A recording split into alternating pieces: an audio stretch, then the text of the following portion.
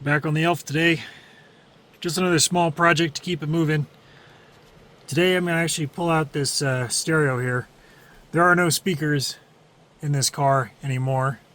And if there were, I don't know where they were. But either way, yeah, this stereo is just going to go. So I'm going to go ahead and pull this out. And yeah, just get rid of it completely because it's not needed anymore. I think it's really interesting how people wire in their stereos. It's always a mess, hodgepodge of various connections to various places. You know, it's just, it always puzzles me as to how and why people do what they do with the wiring. But anyway, yeah, let's just get this little rat's nest out of here. So over here on the driver's side, if you recall, I talked about this ignition switch being mounted over here as the wrong style. It's a dash style switch, but this car originally had a well, it might have originally been a dash, switch way over here in the center column area, but someone fitted this this later style ignition column, and it does have a I think this is off an MGB, this button style ignition switch, but there was no wiring going to this switch. It simply was just here, and yeah, someone had fitted this. Well, in the process of removing the stereo wire, I did notice that if you look under here, you can see the wiring. The switch is still attached to the harness, so the harness is actually still intact, and this would have been the original wiring going to the steering column switch. So what I'm going to do is I'm going to find a new switch to go in here so that I can continue to use the original keys that came with this car and just tidy up this area a little bit, because having the switch over here was just a nuisance. Anyway, a little bit of a bonus while trying to remove the stereo wiring. The stereo was wired straight to this main power feed here, as it should have been. But yeah, just one little nice thing about taking some wiring apart is that I found out that I have less work to do when I go to fix this this switch problem here. So amazingly, this green with white wire, which is the first position of the key, so like, accessories, i.e. stereo, someone had actually wired their stereo in properly using this wire here, so that's good to see. But yeah, if you didn't know, this green with white tracer is a first position of the ignition switch, powered accessory, again intended to run a stereo or other accessories where the key needs to be in to turn on the power, but you don't want to be running the engine. So on the accessory wire here, I just used some heat shrink tubing to mask off this connection. I don't know if I'm going to be needing it later or not, so this is sufficient for now, but I will be dealing with this connection later on at some point. Anyway, got the stereo out.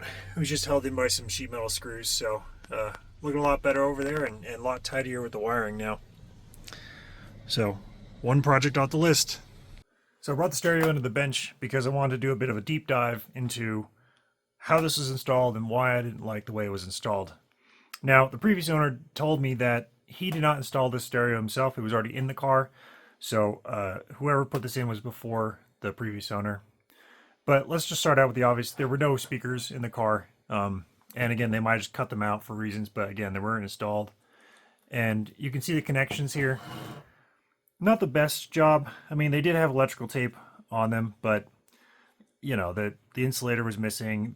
These connections here, they were just smashed flat, perhaps with a pair of vice grips or something. So these aren't the best connections you want on a set of speakers.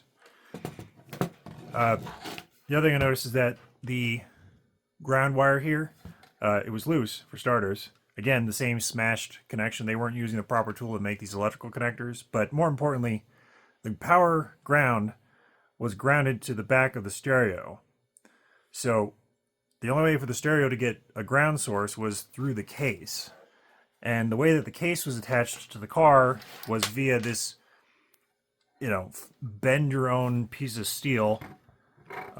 These coarse sheet metal screws, and then finally some rusty sheet metal screws into the underside of the dash.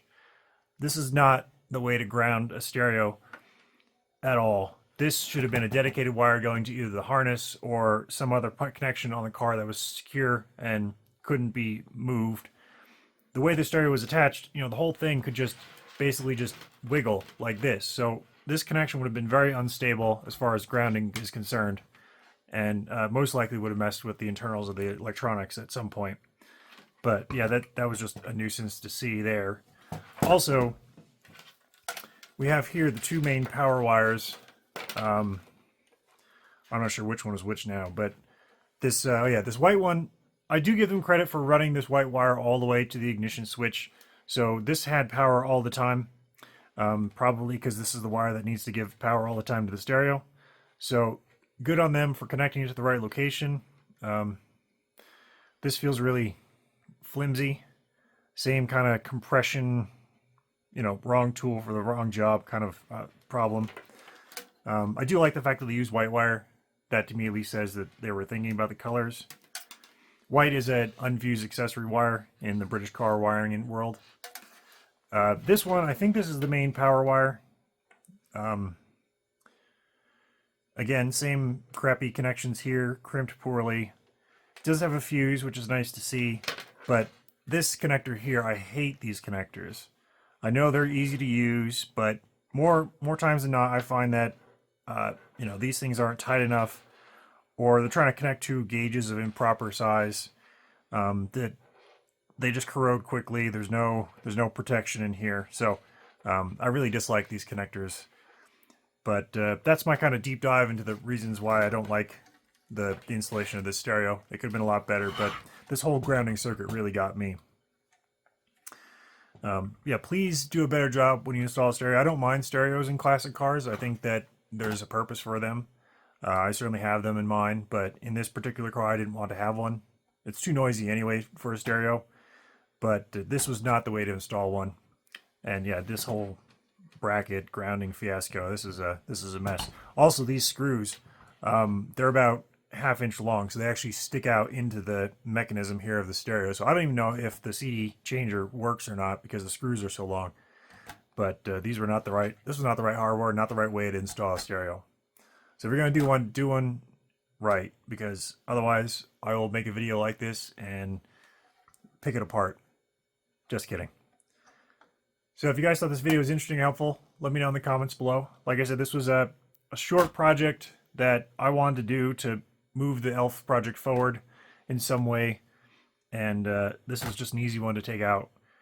But I want you guys to see what I see and understand that when I make repair work, I want to make sure that I'm doing as good a work as possible, and I don't want to see, I don't want to see connections like this that are just badly crimped, or I don't want to see these. I hate these.